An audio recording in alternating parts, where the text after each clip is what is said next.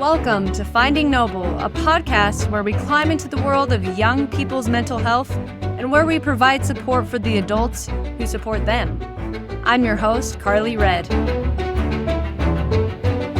And today, of course, I'm joined by my wonderful co-host, Dr. Kevin Skinner, but we also have another guest with us today, Dr. Devon Mills. He is coming in from Atlanta, Georgia. Is that right? That is correct. And do you like to be addressed as Dr. Devon Mills, Dr. Mills? Just Devon will work. Okay. I kind of like the sound of Dr. Devon, but that's okay. I'll call you Devon. Devon is a founder and director of Thrive Counseling in Atlanta. And in Devon's private practice, I hear you do a lot of work with sexual addiction, sexual trauma, working with families that have experienced members of the family having pornography addiction. Maybe you could give us a little more insight into how you came to be in this practice. Yes. So originally, I would say I always start with the bottom of the funnel, which is complex trauma with men. So men that experienced all types of trauma in childhood and primarily learned to cope with that by acting out sexually. And so that kind of led to the sexual addiction piece of the work, and then just evolved from there. Did a lot of work with submissions organizations early on, and Atlanta's the land of churches, so there are churches everywhere, so a lot of church work as well just became where all those things intersected is where I ended up working. Very neat. I love that. And I'd love to hear, Dr. Skinner, your relationship with Devon, how you met and your current working relationship. We go back quite a few years. I was actually doing a CSAT training. I was the instructor, and Devon was actually in the class. And afterwards, we just got chatting, and ever since then, we've just developed a great friendship. And one of the things that he was teaching at a university in Atlanta, and during COVID, I actually went out there and did some training for some of the students. And anyway, so we just go back. We've done a series in particular on parent guidance that was really phenomenal, where we sat down and talked about helping children who are coming out and how parents can effectively respond, just helping them really connect in a way that's more meaningful than maybe not knowing what to do. So we did a series on that, on parent guidance. So we've done some work together, and he's just outstanding. I love that. Do you have anything you want to say to Devon to add to that? I appreciate every opportunity I get to work with Dr. Skinner. I remember specifically you were doing the Cartman Triangle is the big standout there, and then got to do supervision with him, and then it evolved from there. And anyone in my practice that becomes CSAT always say, okay, you've got to do all of your supervision with Dr. Skinner. So how lucky am I that I get to be here with you both? Thank you both for being here. Let's jump right into this. Okay. I'd like to kind of wade into the deep end here. Maybe you could tell us more. What is the average age for pornography exposure, and does that vary based on gender? There's not a ton out about gender exposure. I think we almost work off of this really not healthy default of boys will be boys kind of thing. I think the last stats that came out was the average age is around 11 now. Okay. We really see it shifting so much. It's truly like a technology and generational thing. If you go back to Gen Xers, it was people truly like discovering magazines in the wood or discovering a stash in a parent's room or something. You bump it down, and then it was whoever had the best technology, whoever had the phone, whoever had an internet connection. They were exposing neighbors and friends. And now what we see is most kids self-discover pornography. It's a generation of being able to search anything on the internet. So they wake up one day and they realize, hey, if I put in a picture of a horse on Google, it shows me a picture of a horse. Oh, wow, I bet I could put in this. And it's this odd self-discovery that's happened. So it's more about how we've come to discover it, and it's really tracked with technology. Wow, that's actually one of my other questions. So thank you for answering that. Dr. Skinner, I can tell you have something you wanted to add. Yeah, the only thing I would add to that is initially there may be some curiosity. I heard about it in a locker room. Mm-hmm. But we also are now finding, because more and more children are getting iPhones or getting their smartphones earlier, that there is this opportunity that maybe we as parents didn't even know existed. Yeah. And so we have this other part that is the technology is coming to us. And so in many instances that I've talked to individuals recently, it is this like almost an accidental discovery that they didn't know. And then now the curiosity is there and they're not talking about it. And so really this isolation, and it begins at a really early age.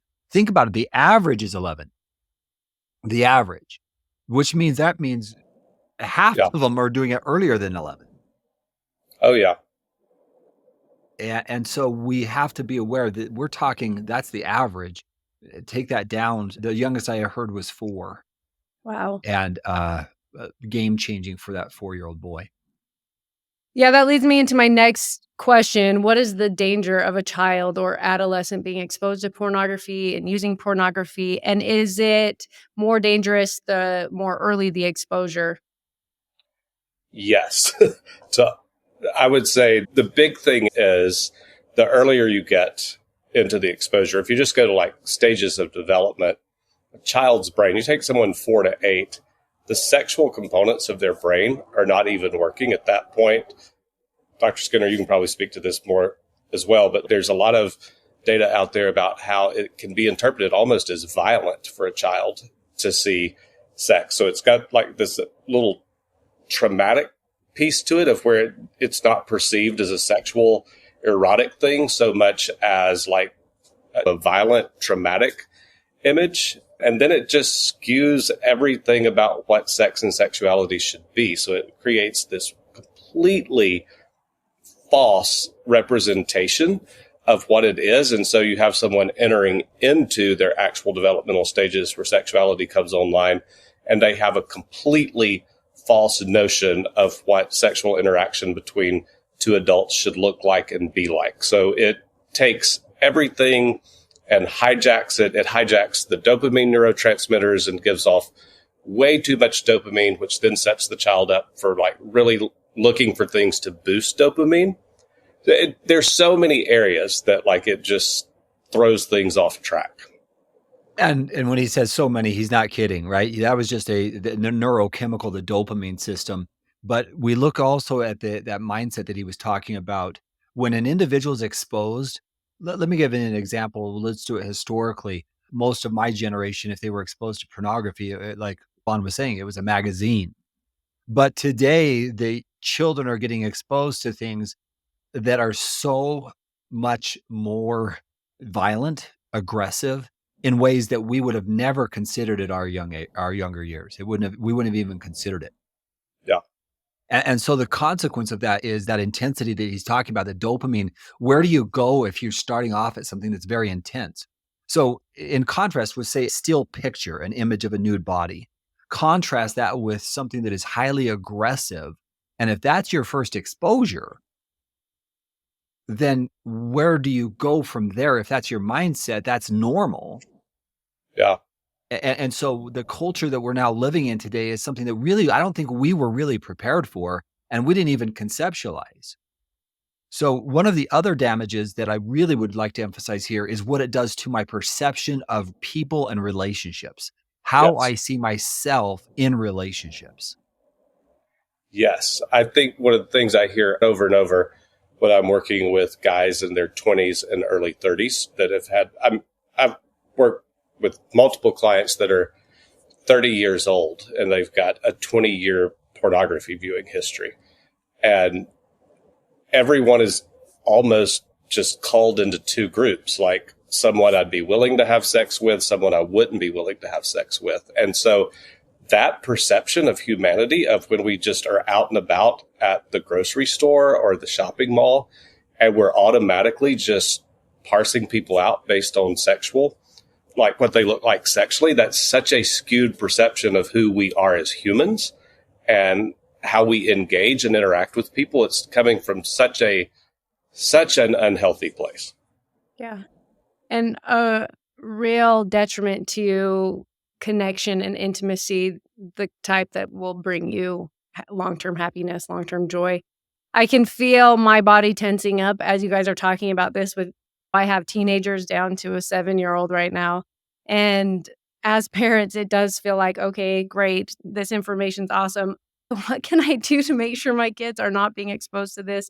And what I'm hearing you say is the longer we can protect our kids from being exposed, especially to a more intense or violent form of pornography, the better off we are. Is that what I'm hearing you say? Yeah, and let me add you asked a question earlier. I want to make sure that we don't avoid or don't not get to it. It's this: the earlier the exposure, we know from research that the earlier the exposure to alcohol or drugs, the more likely a person is to be dependent upon it as an adult.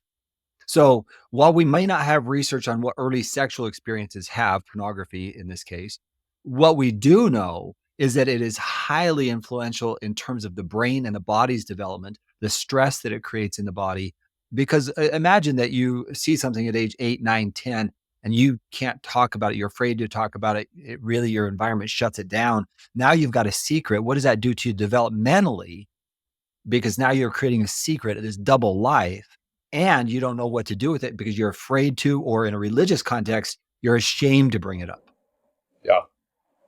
And if I can throw in one other thing before we jump to how we protect our kids is, and I'm going to like really massacre science a little bit in this, is we have vasopressin, which is a chemical that is released as well when we are engaged in sex. And so it's called the partner preference chemical. So when we are engaged sexually, vasopressin is released. And in our brain, it couples like, oh, this is the sex that I prefer. This is where I feel nurture, comfort, acceptance, etc.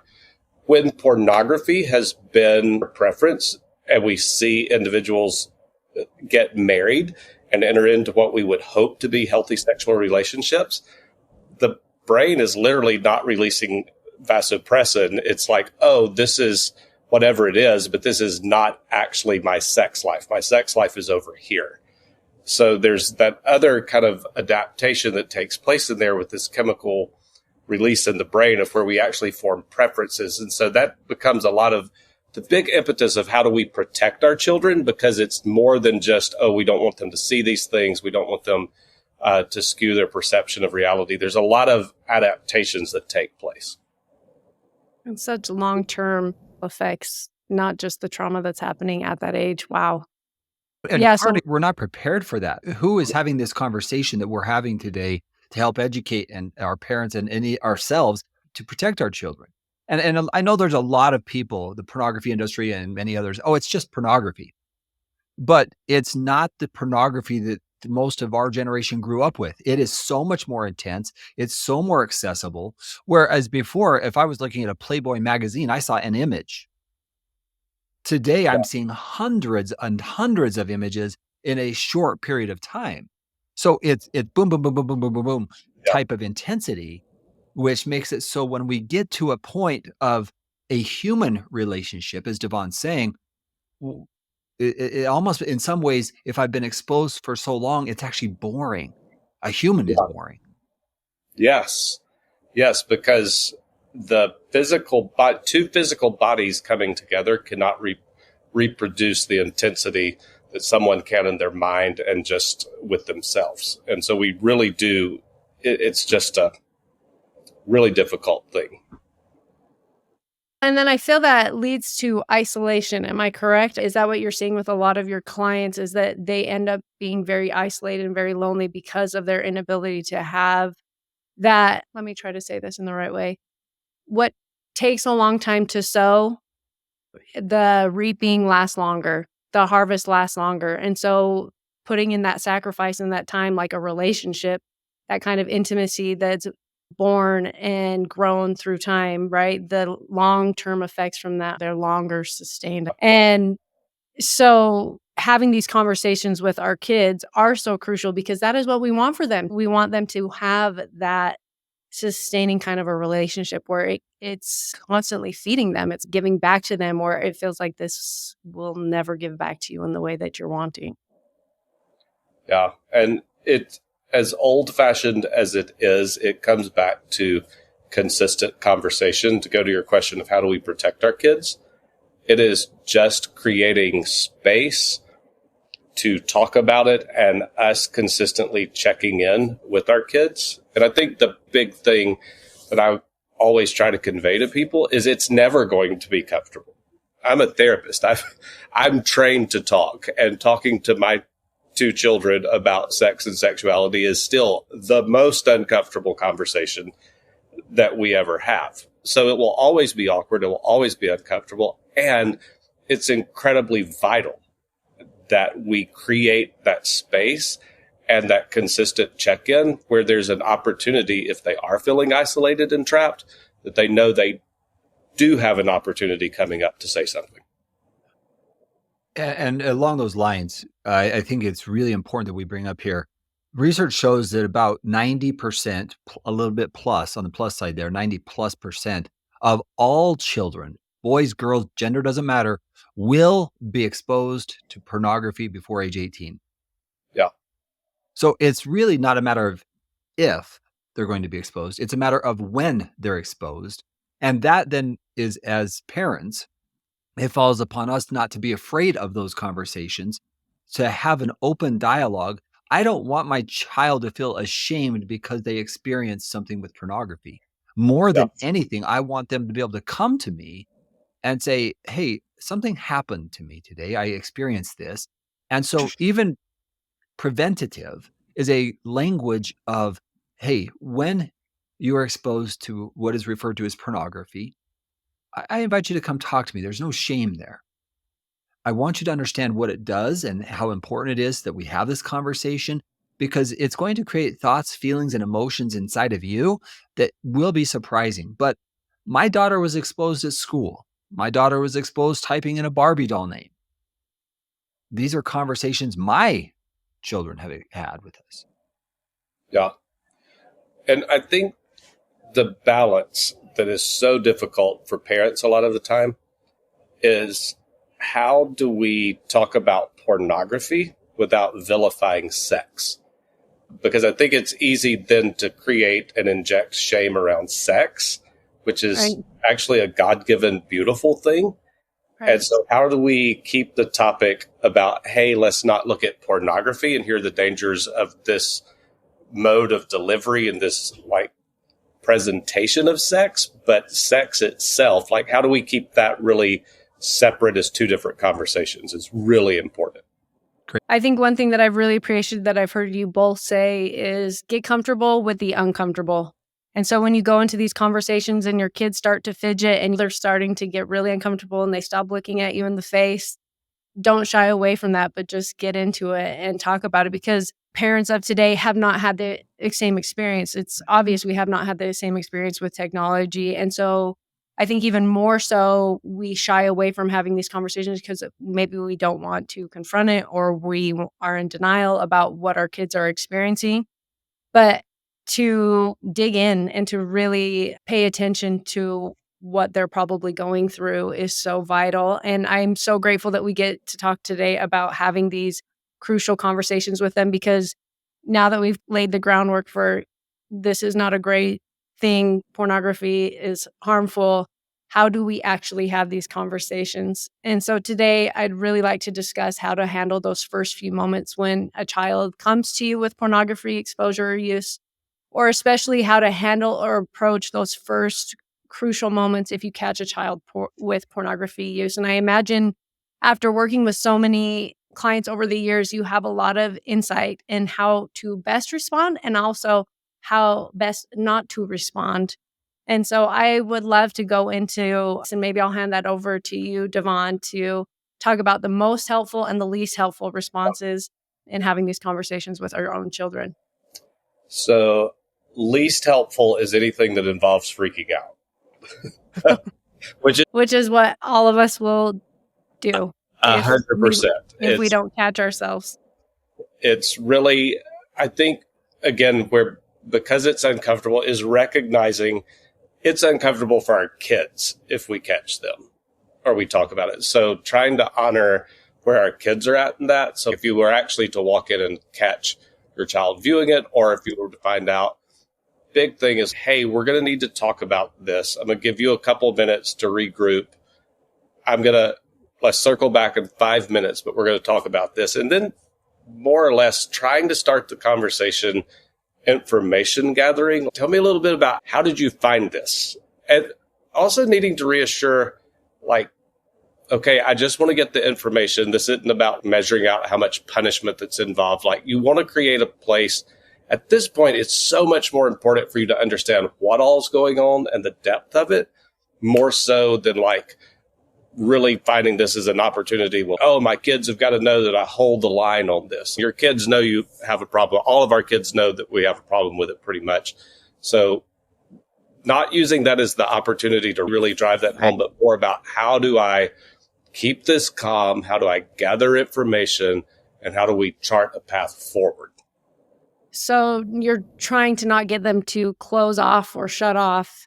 And I hear you saying, get curious, get really curious so that they can give you information in a calm way, which as a parent, that is a hard ask to keep a face, because they can feel your energy. Your kids can tell, even if you're saying the right things and you even have the right facial expression, they can tell. And so I think if this is prepared as a parent to be like, okay, when this happens, not if this happens, but when this happens, okay, I've practiced this. I'm going to go into my calm response, into my loving response, my connective response, and get curious before I start accusing or preaching. Yeah. So Carly, let me back up just a second. While we might think about how we're going to respond, we actually have to do something first in my mind. And that is, what does pornography mean to us? I think we have to have a clear conversation with self. What do I think something's wrong with pornography? If so, what? And is there something that I perceive that it could do to my child?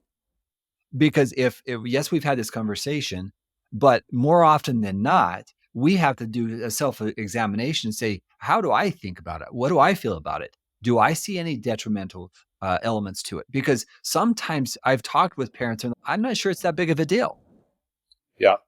And that's where I hope in our initial conversation, because the developing brain is at high risk for intensity and pursuit of that dopamine high. And as a parent, we have to step back and look at our own beliefs about it, because that conversation can go many different ways. Because there's also the parent who says, oh yeah, it's not that big of a deal, because I don't think it's that big of a deal. And so we have to do a self-examination to begin with, to say, what's my perception of this? And that actually shows up in the research. If you bump back to 2012, 2013, there's this predictive batch of research that came out and said the problem is going to be, we have always, as a culture, thought pornography was detrimental and wrong. And now we're moving into a whole generation of people that don't think it's wrong. And so that's going to be the challenge, is us figuring out how to engage with the generation that thinks it's healthy and normal and adaptive. And that's truly where we've reached this point. And again, to go back to something I said earlier, we have this very unhealthy belief system in the United States that boys will be boys, for boys in particular, and that it's just almost a rite of passage, and that we shouldn't really raise an eyebrow around it and just take this, oh, that's normal, they'll grow out of it stance. And that's absolutely not what needs to be going on, because it really does reinforce what you're saying of, it gives off this vibe of, it's cool, we don't really have a problem with it. And there's going to be a lot of pushback there. Again, to our listeners, I'm going to just tell you, if you've sat in my office or Devon's office long enough, you see the emotional pain and the disturbance that it creates in individuals. Now, we aren't asking these people to come to our office. We're experiencing the aftermath of a culture who has shifted so much away from it being this is something that isn't healthy, to a confusion, and ultimately embracing something that, from a relationship perspective, there's very little evidence that pornography helps enhance relationships. There's very little evidence. And that's just the reality. And there may be some people who argue with that, but over time, there is not research to support it as a long-term viable thing for healthy relationships. And this is one of the few places that across the spectrum, religious, non-religious, conservative, liberal, pick a vantage point, almost all the research supports what Dr. Skinner just said. It's not healthy. You have your handful of people that are like really out in left field that are saying the opposite, but the massive body of research comes along and says there's just not a healthy way to navigate it. And yet it's one of the most thriving businesses that exists currently, which means that, it's proof that people might have a problem or a dependence upon it. Yeah. So now to get back to your original question. Sorry, I took us on a left-hand turn there because I'm actually so sad we didn't do this in a 2-part series, because I wish we had more time to do this whole first front part and then go into all this other part, but it's okay. So let's talk about that communication though, right? That communication of what we say and what we don't say. I think Devon set a really good precedent there, right? The understanding and the open conversation. And the things that we don't want to do is we don't want to shame them. We don't want to make them feel like they're bad, that they're wicked, that they're evil. I've heard some people say, my parents told me I was going to hell. Again, those are not the things that you want to say. You want to understand first. Devon mentioned that. Once you understand, now we can have a conversation about it, frequency, Yeah. type, what it's doing to them, how they feel. And we know that there's going to be a curiosity. Even if it's your first time, there is a tremendous curiosity to say, what was that? That felt different. Yeah. So if we can get an open conversation as a starting point without shaming, just inviting them to open up and really talking openly about it, then we aren't afraid of it. And they're not afraid to come to us. And that is, I think frequency, I don't know what you think, Dr. Skinner, but frequency to me is the big important thing. Like I know with my own kids, it was really me making just a true mark in my calendar of when to check in and just bringing it up over and over and just saying, hey, anything we talk about here, it's not about you getting in trouble. It's about I'm concerned about you being healthy later in life. So I'm going to do this as uncomfortable it is for you. I just want to know, has anyone shown you pornography, or are you going looking for pornography? How are you feeling about the world at large in pornography? I think I saw it a little bit as a benefit of having daughters, because I was able to come at it from the viewpoint of like, how does it feel to be in this culture of hypersexualization, and it felt like I could align with them a little bit more because females are so frequently sexualized. So it gave us a little bit of an open communication. But for our family, the frequency was what changed everything. Of when I remember specifically when one of them just casually responded in that conversation. Yeah, so-and-so showed me something on their phone. And it was not a revolutionary day that was any different. It was just the fact that we had this consistent conversation, and we had proven and built the trust with our kids that we weren't going to freak out, that they weren't going to get in trouble. We weren't going to lock their phones in the trunk of our car. It was just, they knew that they could say what they needed to say, and we were able to have further conversations from that then. I think that's such fantastic advice to talk about the frequency of it. I also, as you were talking, thought about how we're trying with our kids to talk about meaningful connection with other humans on so many different levels and in so many different ways. And so getting out of the house and having friendships and even dating and what that looks like, and being a part of a sports team and serving our neighbors. And then when we go to talk about meaningful relationships and meaningful intimacy, it feels really natural to talk about the best form of healthy connection looks more like this than this. And so those more frequent conversations, it feels like it's part of a greater whole of your overall health and happiness is so dependent on your ability to connect with other humans. Your level of happiness, as we know now, is highly dependent on the quality of your relationships. And here are a lot of the facets and factors that are going to get you to that point. And so we've had those conversations with our teens, especially as they're starting to go on tournaments where we're not going to be there, and they're with, in hotel rooms with a bunch of other kids their age. And so it is a very frank conversation of, now this is probably going to happen. I will be very surprised if it doesn't happen, where someone's going to pull up a phone. We've put a lot of parameters on their phones and whatever. It doesn't matter. They will be exposed to it. And so to be very frank about it, say, when this happens, what's your plan?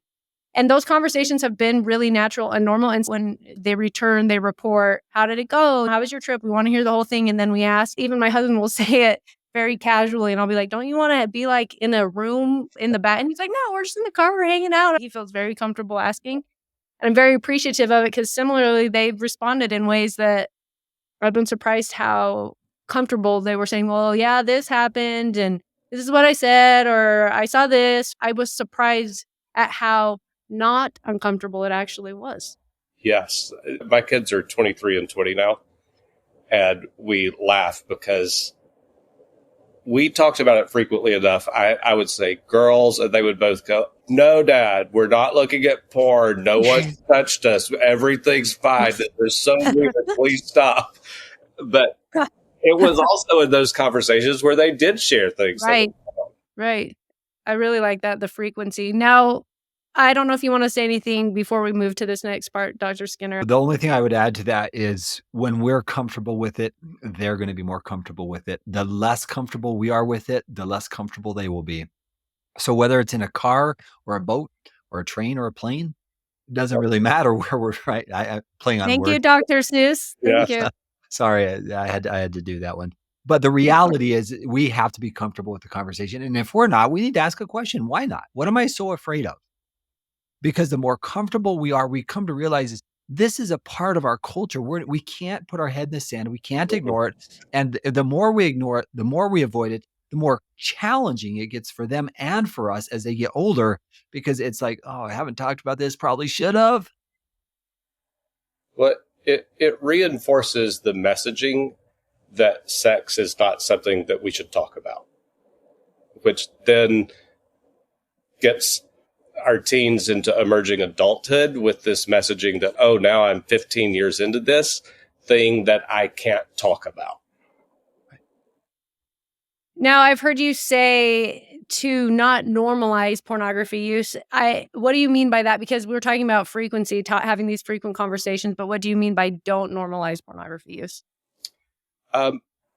I come back to over and over, it's just not healthy. It doesn't matter who's saying it's okay. It doesn't matter what culture says about it. It's just not healthy, period. And I think being really comfortable, I'm a big believer in just the way I was trained as a therapist of owning what I genuinely believe and saying the things that need to be said. And so I would say, I know you think I'm old because I'm in my 50s. I know you think I'm not that smart because I'm your dad or I'm the therapist or I'm the teacher. And I'm still going to hold the line. This is not healthy. It won't ever be healthy. You're not going to be the exception to finding a healthy way to do it. And just really being comfortable in that space of this viewpoint is correct on this topic, not getting pushed with like kind of pop culture. Yeah. So you're not normalizing it into being okay. Right. The frequency of us talking about it doesn't mean we're condoning behavior. We're doing the exact opposite. Right. And if I was just to add two parts to this, one is our culture today is going to push back against this conversation. Most people say, really? You really think it's that? But it has been my experience that when people start to understand, there are different pleasure systems in our body. We have a satisfactory pleasure system, and we have one that is a pursuit of pleasure. And pleasure rarely leads us to really lasting satisfaction. Arthur Brooks talks about that in some of his work. And the reality is I can pursue pleasure all day long, but it's not going to get me to the type of internal well-being and happiness that I long for. So I can pursue it in 1,000 different ways, or I can have meaningful connection and relationships. It's really that simple.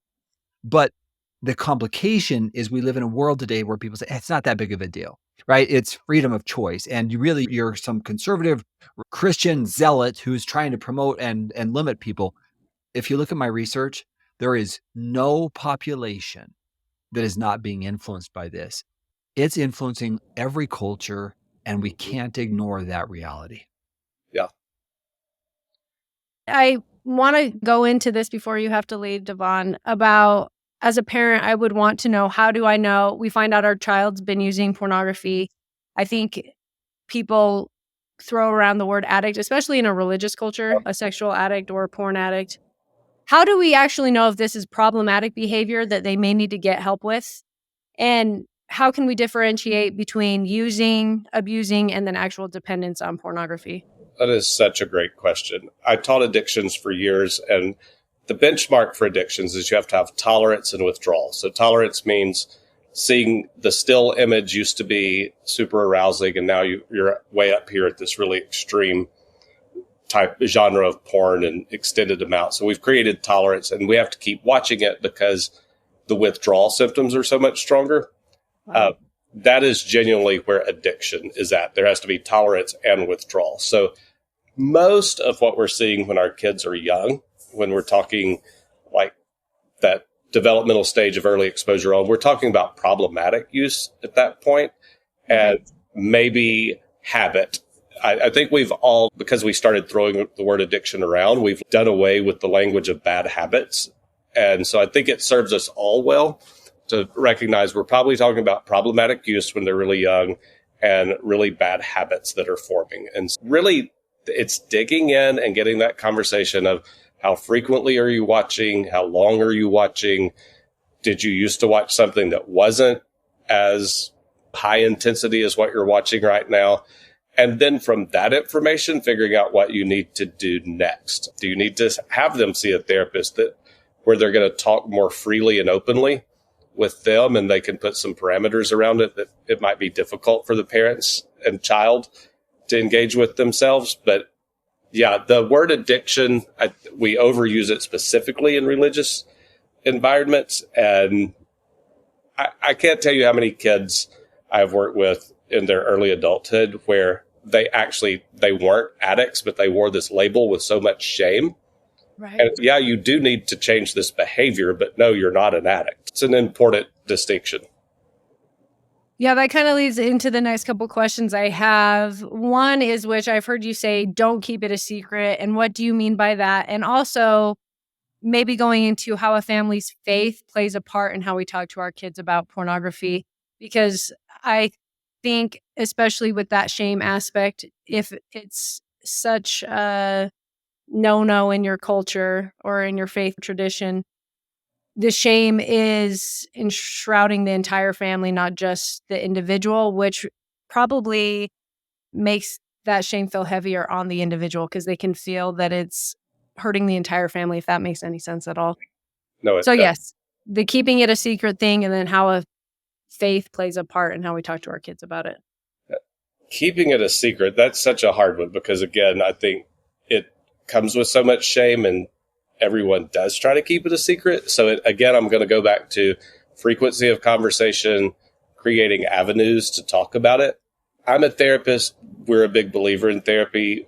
A mentor of mine told me once when our kids hit their teenage years to put them in therapy at least once a month just to have another outlet. And that was truly some of the best guidance we ever got because they really would talk to their therapist because they had an ongoing relationship. So I know that's not for everyone.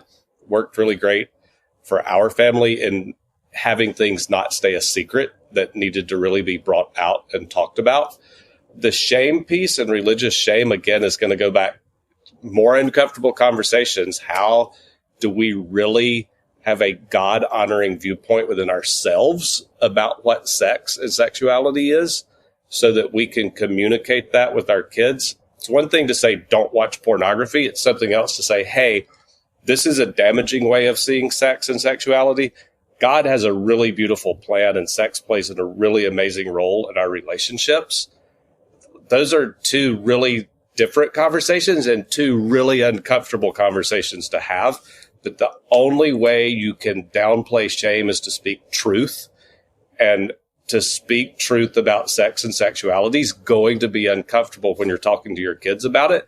But it's the only way to pull out that shame of this is a sin. You can't do this. God is not pleased.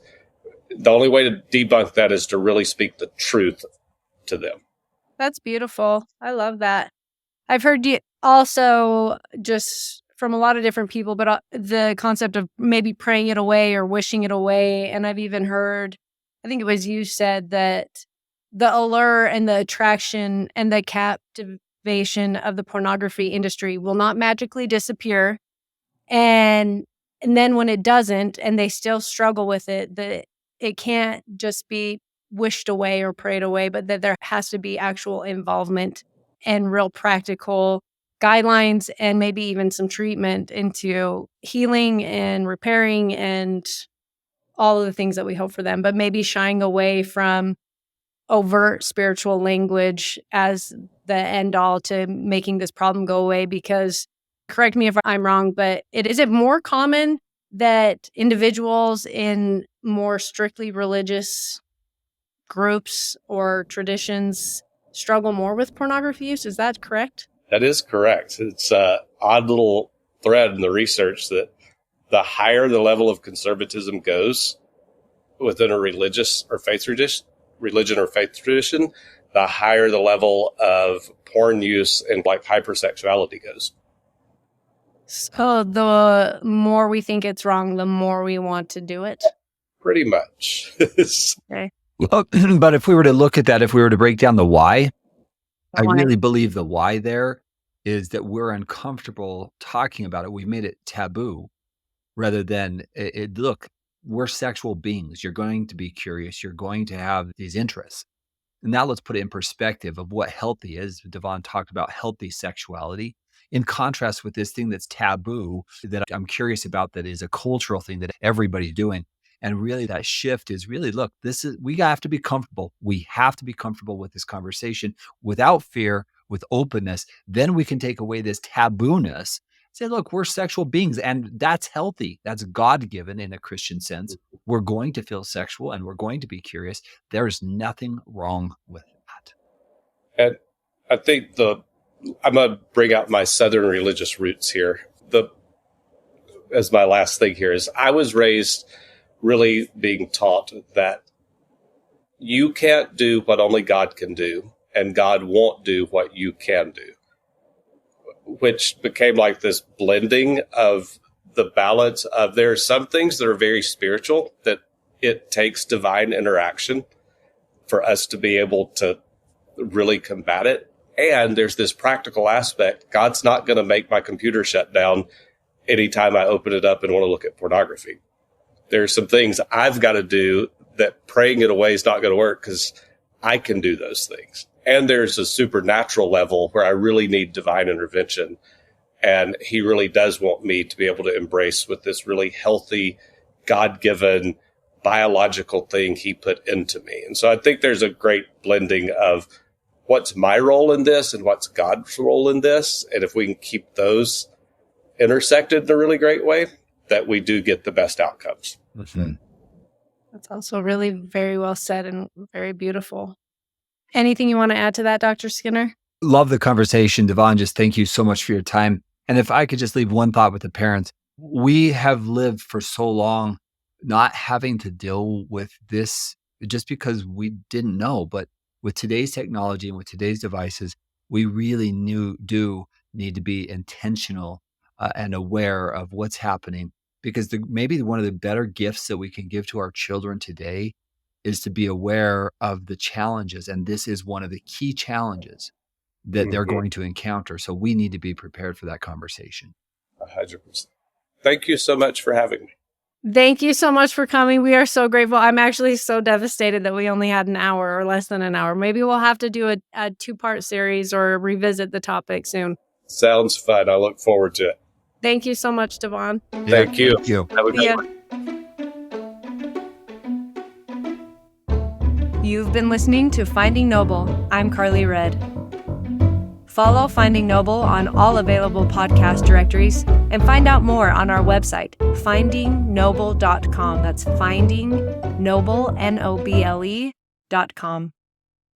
And if you or anyone close to you are looking for further resources on young adult and adolescent mental health, Dr. Skinner and a host of other leading professionals working in the mental health world share courses and even answer your questions, all on parentguidance.org. That is parentguidance.org, brought to you by the Cook Center for Human Connection.